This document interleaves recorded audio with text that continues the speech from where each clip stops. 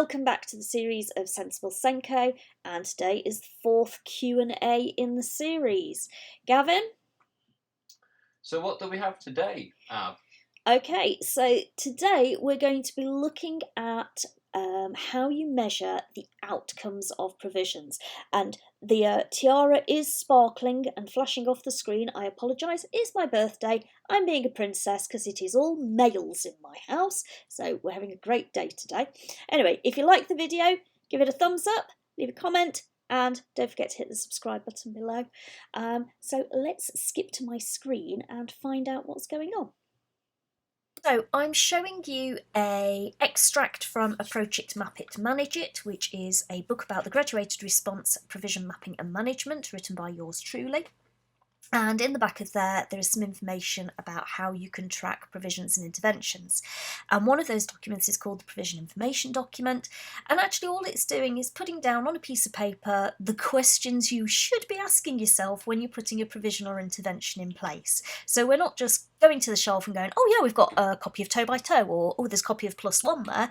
We're not just going and pulling one of those off. We're actually asking ourselves these questions and thinking about what is best for that pupil or group of pupils that we're working with. So it's to do with what is the intervention, who is it aimed at, have we got entry requirements, what's our baseline test, what are our exit criteria, and if I scroll down you'll see there's even more questions. When is it going to take place? And that's not just the start date and the end date and the time of day, it's actually in which term is it going to take place, because you know, phonics interventions for younger children are sometimes better done in the summer term than they are in the autumn term when they're still actually on first round and need to get settled in. How long is something going to take, who's going to facilitate it, what costs are involved, and that might be staff costs, so financial costs, but it could also be time costs and rooms and resources and things like that. And how are we going to monitor it and who will do that monitoring?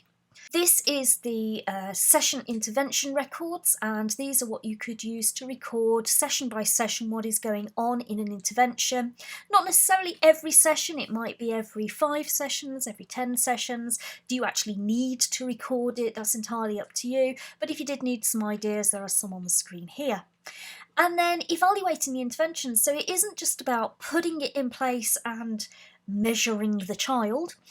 We are looking at whether or not we're getting value for money, because at the end of the day things cost money and everybody asks that question. So it could be, did we target the right students? How do we know? Where's our evidence?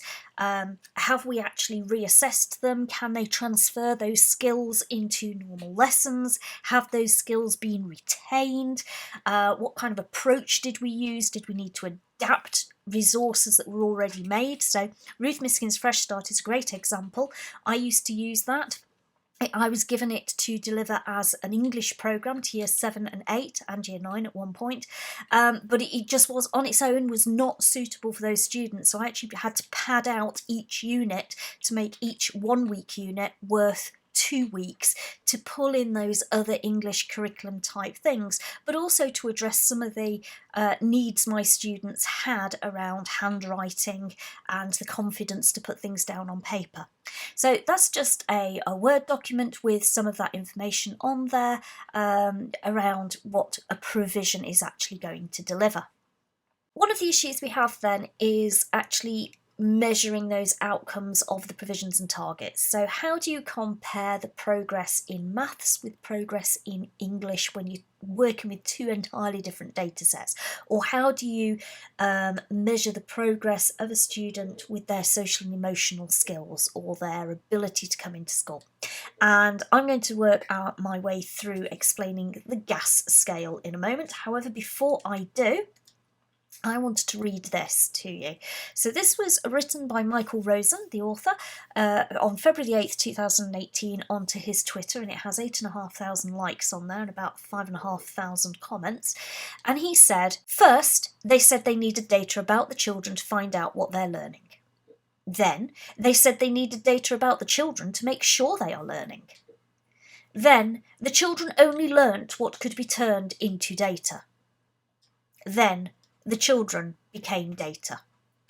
And there's always a risk that when we're trying to measure things, that we turn our children into data. And that isn't what we are aiming to do. But we do need to be making a measure of how well we are actually doing with something. And unless we're going to use some form of data for that, then that can't happen.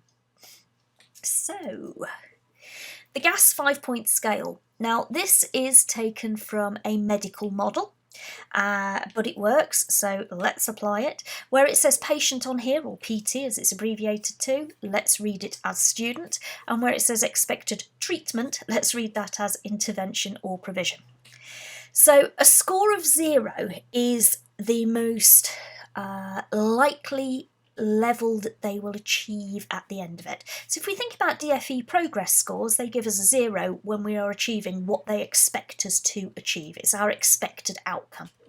They give us negative scores when we're not doing quite so well, and they give us positive scores when we're doing better than they expected. And that's exactly how the GAS scale works, although instead of going down as far as -6.5, which is one number I've seen, and as far up as 4, etc., we keep it on this 5-point scale from -2 to +2. What we are assuming is that an intervention is being put in place because the child is already behind in that skill. So we are assuming they are not at expected, therefore they are -1. And we are going to put something in place to try and move them to the 0. If they have absolutely no skills in that area whatsoever, you might actually argue they're a -2, but however you want to put it, they're not a 0 because they're not at expected when you start that provision. And that's quite an important thing to remember, because a lot of people think that 0 reads as quite a negative value, and it isn't. It actually means they are doing exactly what we expect them to do. We put an intervention in place, we run it for a period of time, and then we look at our data and look at whether the goal was achieved. And if the child has achieved what we expected, they get that 0. If they've done better than we expected, by a little bit, they get a +1, and by a lot, they get a +2. And if they haven't quite made it, by a little, a -1, or by a lot, a -2. So on that one, with the no, less than expected, by a lot, you could be reading regression or has stayed the same. In other words, they really haven't benefited from that interventional provision that's been put in place. So with that baseline level, if they have got some ability within there, but they are really struggling, then they could be a -1. If they're completely unable to do something, we might start them off on a -2. But if we can move them to the 0, they're doing what we expected. Now, that means we have to measure things in different ways. So, for example, a reading intervention, I could set it up and I can run it for 3 months. And if they make 3 months progress, they're going to get my 0. I set up a maths intervention and I run it for 5 months. They make 3 months progress. They're actually going to get a -1, possibly even a -2, because they haven't made what I expect them to make in that period of time.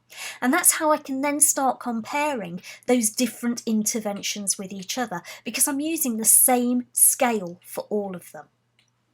And I would actually argue you can measure just about any provision or intervention that you put into place. So if we are looking at reading and maths and spelling, they're quite simple. We look at reading ages, spelling ages, maths ages. We could look at standardised scores. We could look at Pyra and Puma. We could look at anything that it comes from those kind of areas. We could even look at a SATS score, a SATS level, well, not level as such, but a SATS score that's on there.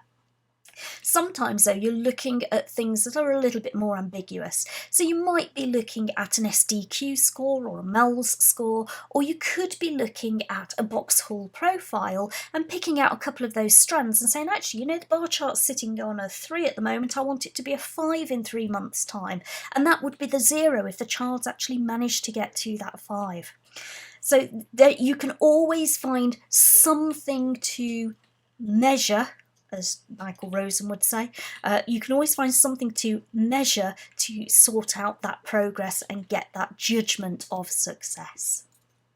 Right, so this is Edukey's Learning Plans and Provision Maps, and we're going to tootle along and have a look at a sample intervention in here and show you how that -2 to +2 scale actually works. So I've gone into something called sample intervention, which is why it doesn't have any waves or areas of concern types and funding streams attached to it. And in these two boxes here, you can see I've been a bit vague with my information, but I've got the description, which is my baseline test, what am I going to use, an exit test if it's different, who I'm targeting this at and why I want them to do it, any entry and exit criteria, and that standard line there that says just copy and paste it from somewhere else. Don't spend 10 minutes typing it when you can just copy and paste it. And then over in the intended outcome, we're making that crystal ball judgment from the very beginning. What do we expect to see at the end of our period of intervention? And that's quite important. That's why it's in capital letters. I'm going to do a reading intervention in this case for 3 months. You might be doing it for 6 months, and our outcomes would be very, very different. And as you'll see in a moment, I completely contradict myself because I actually only set it up to run for a month. Let's just go with the flow. Anyway, so start date down here and end date. Session length, I can set that to be whatever I like, and I want to be awkward today. It's going to be 35 minutes, and I'm going to have, and you know what, I'm going to change that. They can have 5 sessions per fortnight because I would hate to have to calculate that manually or even on an Excel spreadsheet. Underneath I can add some costs, so I'm going to send a TA on some training for this one. It's going to cost me £500. Doesn't matter if I put 1, 10 or 100 children into that intervention, it's still going to cost me £500 to do that. I'm going to buy them each a textbook for doing this, and they're going to write in that book because it's one of those that they have to write in, and that's £25 per pupil. I have no per session cost because I'm not buying an outside person in to do this intervention, and I don't have any per pupil per session costs. What I've then done is I've popped in the start grade for those students, and because this was a reading intervention, we actually have reading gauges there, and remember I'm expecting them to make 3 months progress over the period of 3 months, and that is my expected progress, my 0 that I'm going to get at the end of it.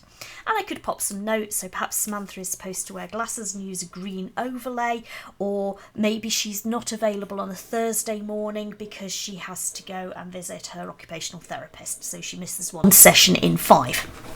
Okay, there I can assign a member of staff, and I can see it's 6.9 hours, so I definitely didn't want to calculate that one. And Selina here is on £31.78 an hour, I wish, and the total cost to put her in there is £219.28. If I just remove Selina for a moment, you can actually see that it recalculates the value for those students. So that was the £500 divided between 5 students, and then add in the £25 cost for the book for each of them. Let's just pop Selina back into there, and you'll see that it recalculates her cost shared amongst those students as well. I can upload a blank baseline test, end test, any policy to do that intervention, any resources that everybody keeps losing, and I can keep it all in one place. So that's my provision set up, and I've set my criteria, and I'm now going to let it tick along for the next 3 months, and we're going to take a shoot into the future here, and we're going to imagine it is 3 months further down the line, which would be January, February, March, April, and we are reviewing it. And actually I've already reviewed this one, and I've popped some end grades in, and I've looked back up to the top here to find out what my criteria were. So Samantha there, she moved from 7 years 3 months to 7 years 6 months. She made 3 months progress in 3 months. She did exactly what was expected of her, and she happened to attend all sessions. Then here went from 6 years 4 months to 6 years 5 months. That's a -1 because he didn't quite do what we wanted him to do, and actually his gap has widened slightly. He's still behind, and actually he's fallen a little bit further behind by another 2 months. However, he did have chicken pox and missed some of the sessions. Victor here made 8 months progress in 3 months, so he gets a +2. Definite progress there, and it was parental engagement. Sophie didn't make any progress, she stayed the same because she had appendicitis. And Polly down at the bottom there went backwards, she regressed because she disliked missing her PE lessons for the intervention. Of course, we're not allowed to let them miss PE lessons now, so that shouldn't happen, but in this case it did. So I've saved that, and you might be going, well, okay, what's the value of that? Well, the value is I can now go and have a look at some reports. So if I go to provision here, and I just click display report, that sample intervention, which happens to be the second one here because I've run this twice, overall outcome was a negative 0.60. So actually, in terms of my whole school interventions, it's not doing great compared to some of the other groups and some of the other things that are going on in my school. Alternatively, I might have decided to run that by pupil, if you could remember who any of the pupils were that were in that intervention, because I can't. But I can see here what the average outcomes were for those students who I've run through a whole variety of different interventions. There's Sophie and her -2. And I can see what their outcomes are generally across all the provisions that they've actually been involved in. Or what I might want to do is I might want to do pupil breakdown by pupil and then by provision. And actually, if I come down here and click only include selected pupils, what I can do is use those same filters I used a few minutes ago. I can't remember what year group they were. What year group were they, dear? That's helpful. The husband wasn't listening. I think they were year 3 and they were my K students. They were not my year 3. They were my year 5s. There we go. So I want to run a report on those 5 students, display that report, and actually I can see here, this is quite useful, so Samantha has actually been a part of 2 different interventions and so has Polly there, and this one here, the sample intervention, Samantha was a 0, but on her EMIL numeracy catch-up she just happened to be a +2. Ben has only accessed the sample intervention, so has Victor, so has Sophie. Polly down at the bottom here, the sample intervention was a -2, so that really didn't work for her, whatever it was we were doing, but that EMIL numeracy catch-up, she was a +1. That definitely worked for her. So I can really break things down and look at not only does the provision work for a group, but does it work for individual pupils? And where it's not working for individual pupils, I can start to drill down into, is it because they were with this particular group, or the time of day I was doing it, or the time of year, or whatever it is that might actually be affecting that progress. Okay, so that was a fun one to record. If you have any questions or you'd like to know anything else, please leave a comment below or let us know on the website, which is www.sendcosolutions.co.uk, and we do respond as quickly as we can. Hubby is in the background today. He's decided he doesn't want to be on the video. I think it had something to do with drinking the Baileys, but he does wave occasionally, which is quite sweet. See you guys, take care.